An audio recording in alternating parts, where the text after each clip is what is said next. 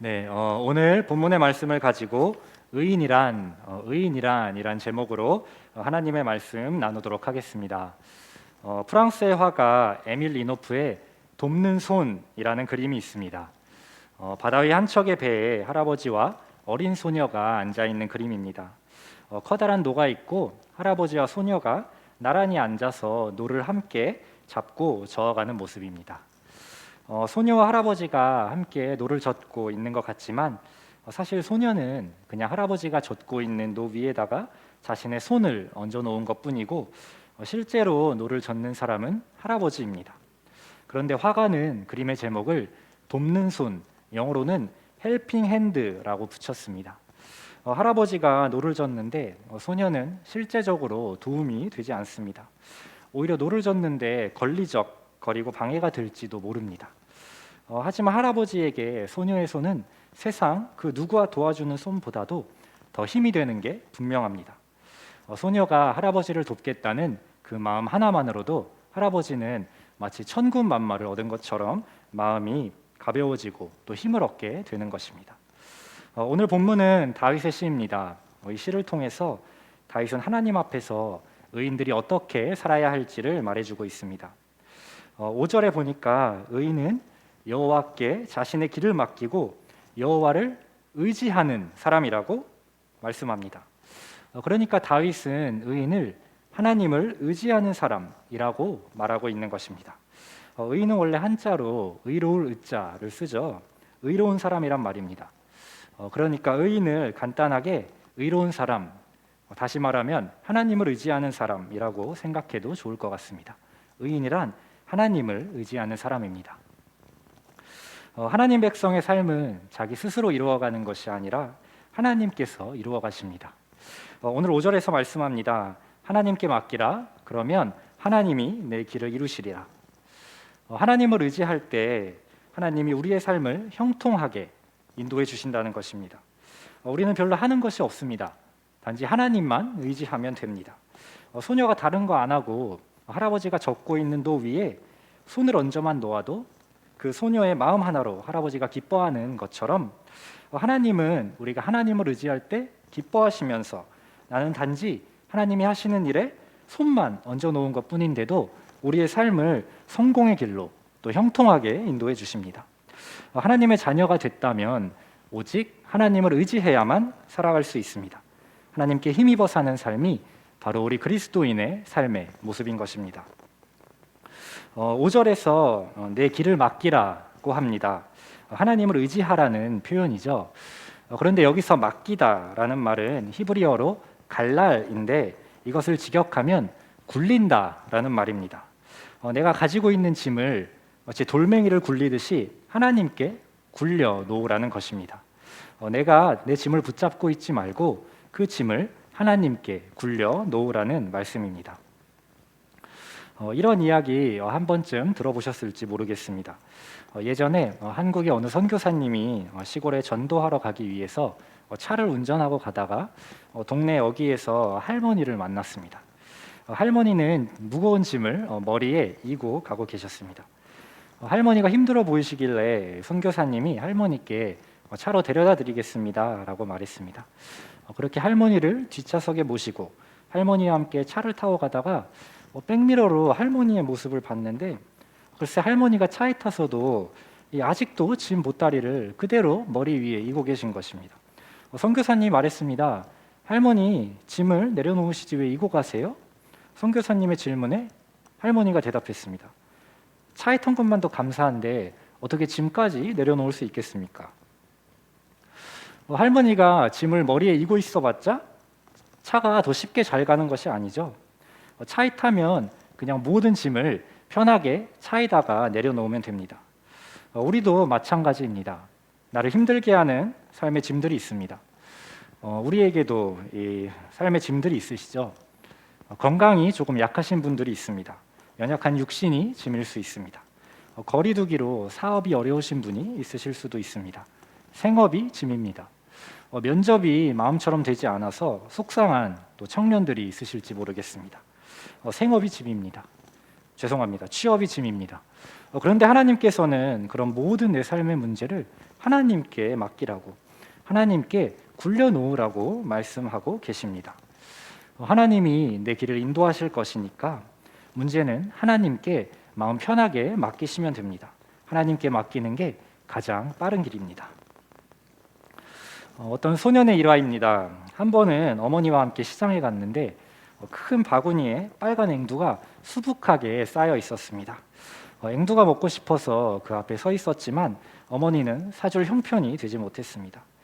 앵두를 빤히 바라보고 있는 소년의 모습을 본 주인 아저씨가 소년에게 너 앵두가 먹고 싶니? 라고 물어보았고 소년은 부끄러운 얼굴로 고개를 끄덕입니다. 마음씨 좋은 아저씨가 그래 너 먹고 싶은 만큼 한 움큼 집어가거라 라고 말합니다. 그런데 이 소년이 가만히 서 있는 것입니다. 아니 집어가라는데 왜 안 집어가? 어려워서 그러니? 그러면서 아저씨가 직접 이 한 움큼을 집어서 소년에게 전달해 주었습니다. 집에서 돌아오는 길에 어머니가 소년에게 물었습니다. 얘야 왜 앵두를 집지 않았니? 그러자 소년이 이렇게 말했습니다. 엄마 주인 아저씨 손이 훨씬 크잖아요. 어린 아이가 머리가 참 좋은 것 같습니다. 좀 영악하다고까지 느끼실지도 모르겠습니다. 그런데 영적인 관점에서 보면 이 소년은 참 지혜로운 행동을 한 것입니다. 우리가 하나님을 의지하지 않고 우리의 힘으로 살려고만 하면 기껏해야 이 작은 아이의 손으로 짚는 그 작은 양의 앵두만큼의 일밖에 이룰 수 없다는 것입니다. 하지만 하나님께 맡기면 작은 아이의 손과는 비교할 수 없을 만큼 컸던 그 큰 손으로 주인 아저씨가 앵두를 집어준 것처럼 하나님께서 강하신 손과 또 하나님의 펴신 팔로 내 예상을 넘는 축복들을 우리에게 허락해 주실 것입니다. 이 세상이 그리스도인을 향해 무엇라고 말합니까? 아둔하고 게으르다고 합니다. 특별히 예배에 있어서 그렇죠. 주일 예배 드리고 수요 저녁 예배 드릴 시간에 차라리 일을 더하고 노력을 더하면 그만큼의 성과가 나올 거라고 말합니다. 하지만 여러분, 예배 드리는 사람이 사실은 정말로 지혜로운 사람입니다. 우리가 예배를 드린다는 것은 결국 내 삶의 축복은 하나님께로부터 온다는 것을 인정하는 행위입니다. 예배 드리는 사람은 내 작은 손으로 짚는 그 작은 앵두에 만족하지 않습니다. 오히려 하나님께서 큰 손으로 수많은 축복들을 내게 주시는 것이 진짜로 잘 되는 삶을 알기 때문에 하나님께 예배드리는 것입니다. 그러므로 우리 그리스도인이 예배드리는 것은 세상이 말하는 것처럼 결코 시간 낭비이거나 버리는 시간이 아닙니다. 예배는 내 자신을 산 제물로 드리는 한편 또한 하나님이 주실 더 큰 축복을 받기 위해 준비하는 시간입니다. 물론 하나님께서는 우리에게 예배만 드리라고 말씀하시진 않았습니다. 평소에는 각자의 자리에서 사명을 열심히 감당하면 됩니다.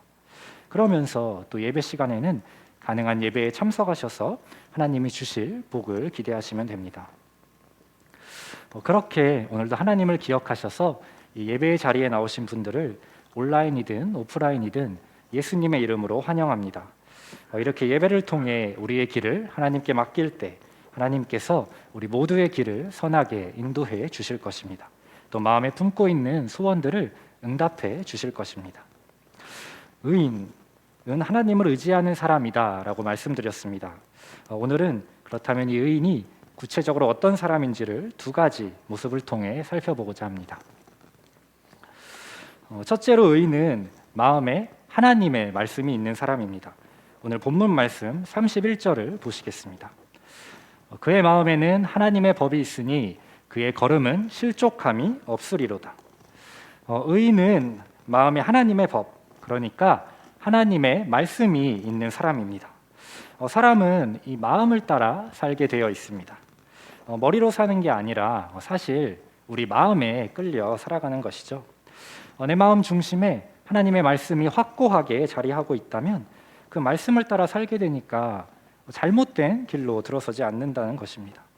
오늘 말씀에 실족하지 않는다라고 했는데 발을 헛디디지 않는다는 것입니다.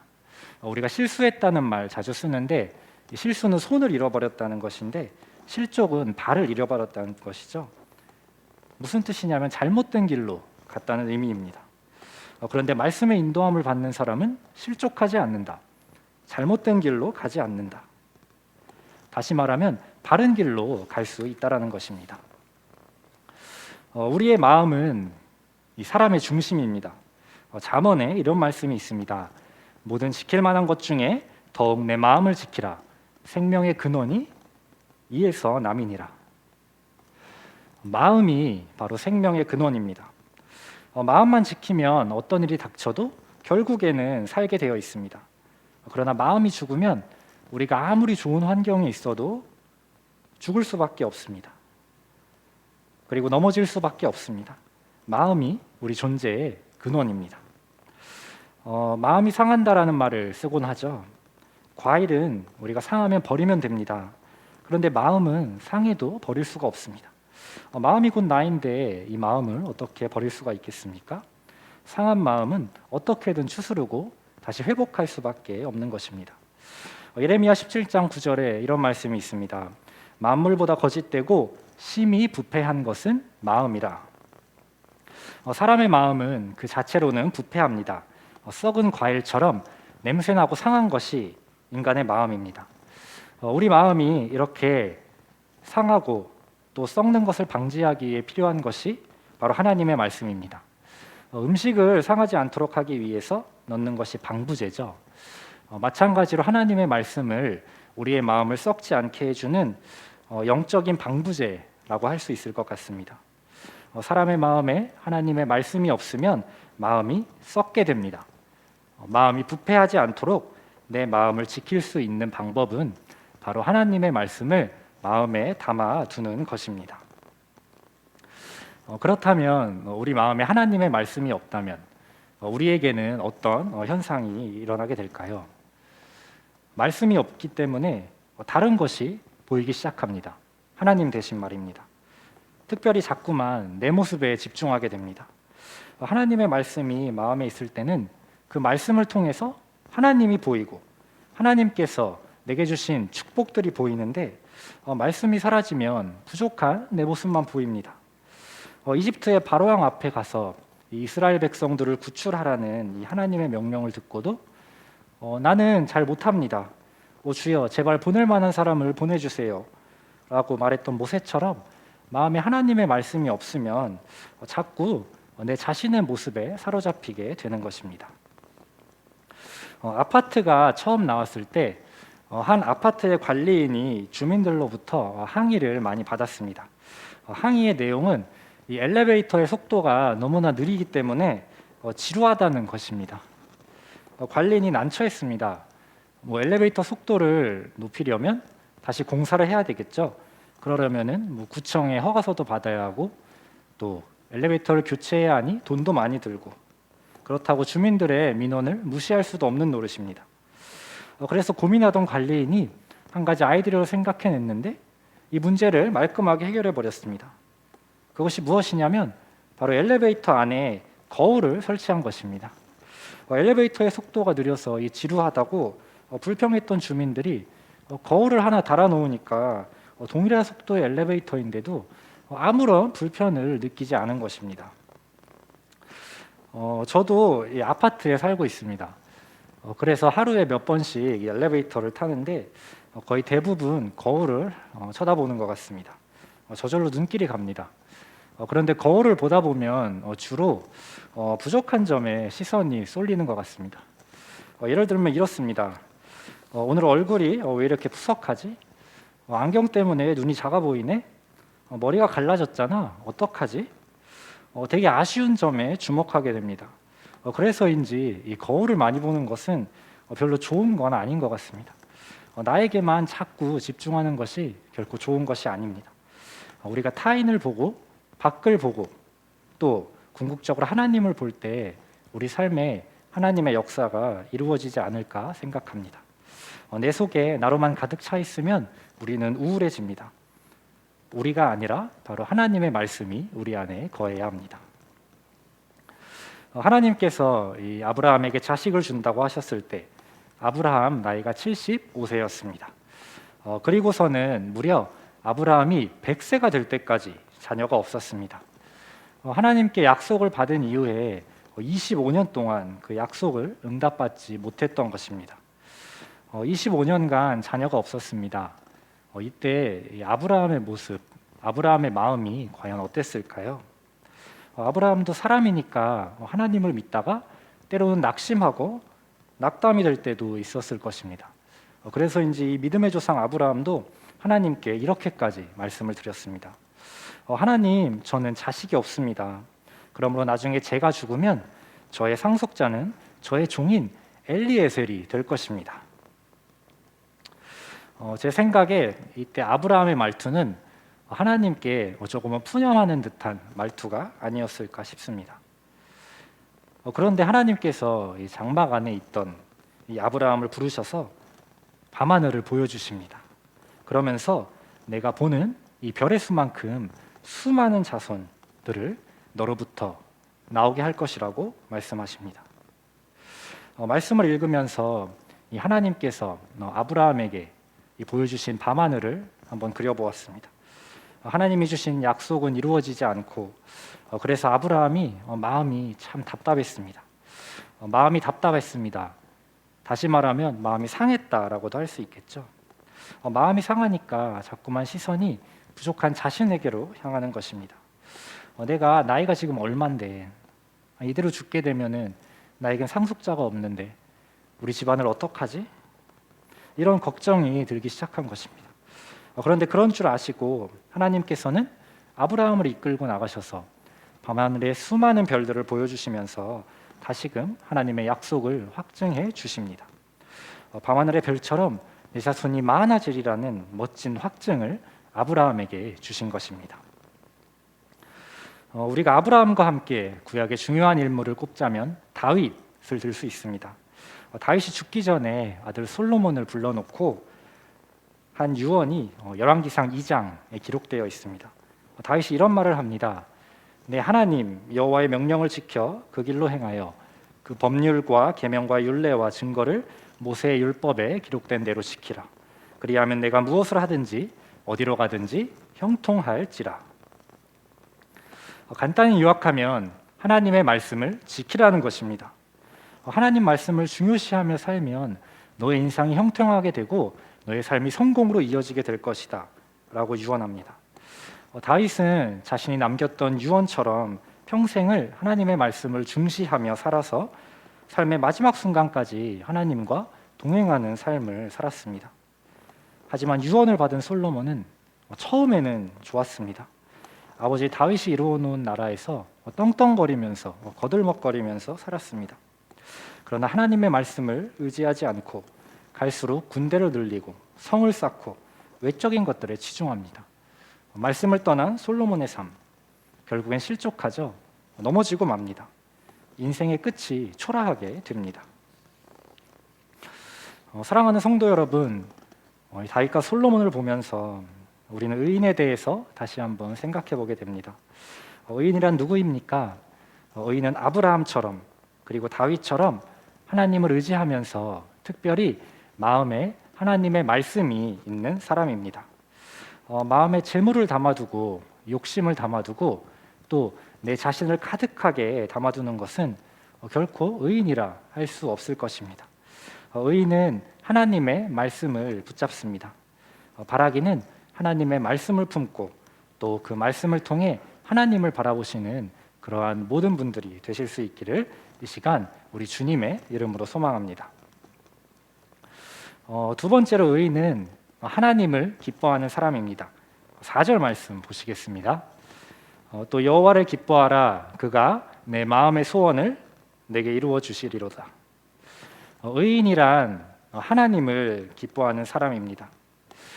오늘 본문의 맥락은 의인과 악인이 비교가 되고 있는 상황입니다.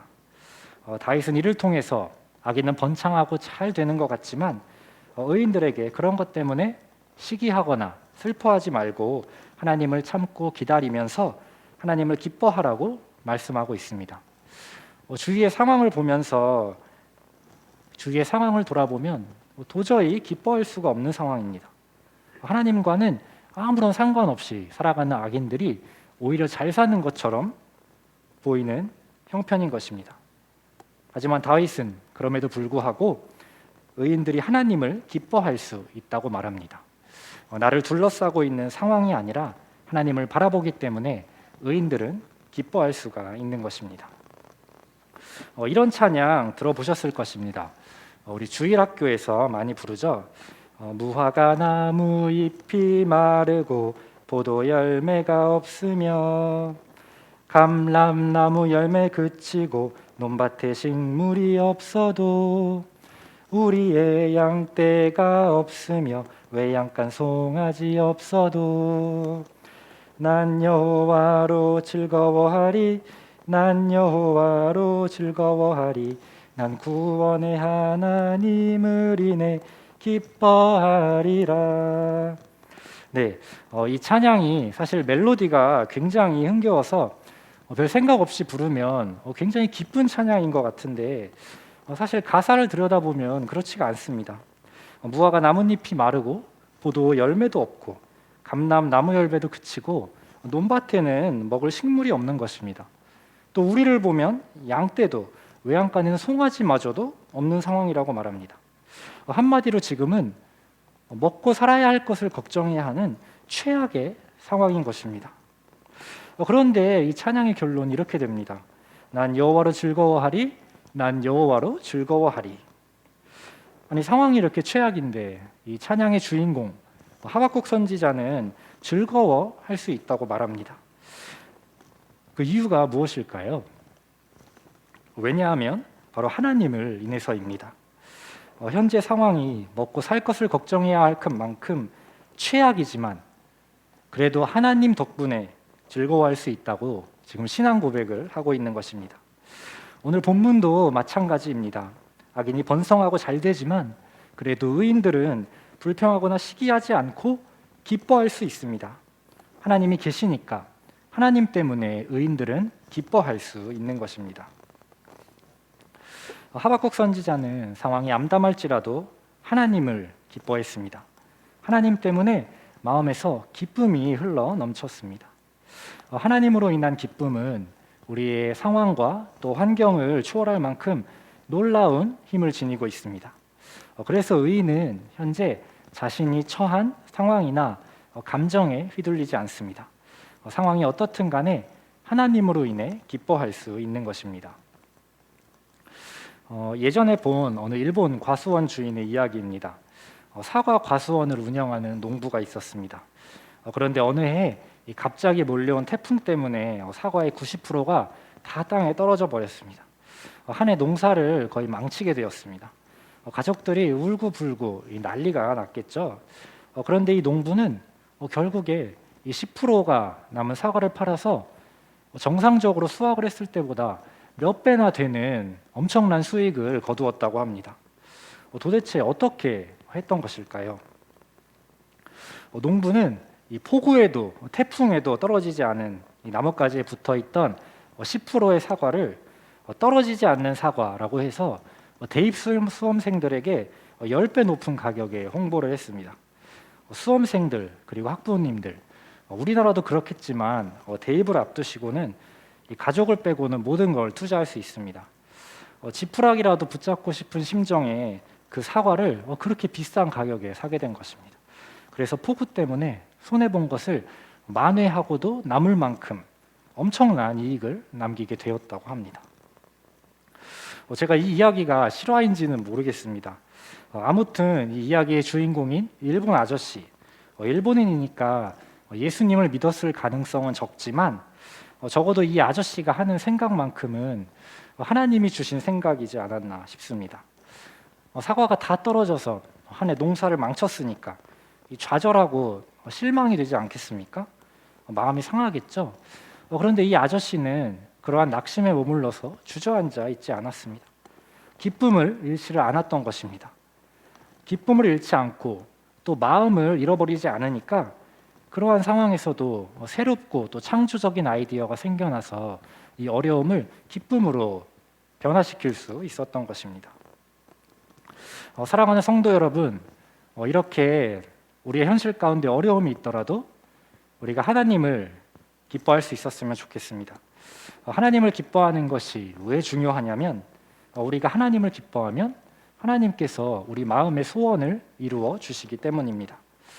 여러분들도 마음의 소원이 하나씩 있으시지는 않으십니까? 그 마음의 소원은 다른 것이 아니라 우리가 하나님을 기뻐할 때 응답받을 수 있게 된다는 것입니다. 하나님을 기뻐하면 하나님께서는 왜 우리의 소원을 이루어 주신다고, 왜 우리의 소원에 응답해 주신다고 말씀하시는 것일까요? 왜냐하면 이 하나님을 기뻐한다는 것은 바로 지금 이 사람이 주위 상황에 상관없이 오직 하나님께만 집중하고 있다는 뜻이기 때문입니다. 하나님을 이 사람이 제대로 의지하고 있다는 것입니다. 하나님 입장에서 생각해 보겠습니다. 이렇게 하나님만을 의지하고 하나님만을 바라보는데 하나님께서 기뻐하지 않으실 수가 있겠습니까? 우리 위대하신 하나님이시지만 하나님도 분명히 약하신 부분이 있습니다. 그리고 그것은 바로 하나님을 의지하는 사람들에게는 하나님도 마음이 약하신 분이 되신다는 것입니다. 그러므로 하나님을 의지하면서 하나님을 즐거워하는 사람들에게 하나님이 마음의 소원에 응답해 주시지 않을 수가 없는 것입니다. 하나님만을 의지하는 그 모습이 너무나 대견스럽고 또 사랑스럽기 때문에 하나님을 기뻐하는 자의 소원을 주님께서 응답해 주실 수밖에 없는 것입니다. 말씀을 정리하겠습니다. 의인이란 하나님을 의지하는 사람이라고 말씀을 드렸습니다. 의인은 첫 번째로 하나님의 말씀이 그 마음에 있는 사람입니다. 그리고 두 번째로는 하나님을 기뻐하는 사람입니다. 바라기는 조금 더 하나님의 말씀은 성경의 말씀을 가까이 하시는 모든 분들이 되시기를 소망합니다. 그리고 코로나 때문에 또 치열한 일상 때문에 우리가 지치고 피곤하고 또 기진맥진하지만 하나님 덕분에 즐겁고 또 하나님 덕분에 웃으시는 그러한 모든 분들이 되실 수 있기를 이 시간 우리 주님의 이름으로 소망합니다. 네, 우리 함께 잠시 기도하시겠습니다.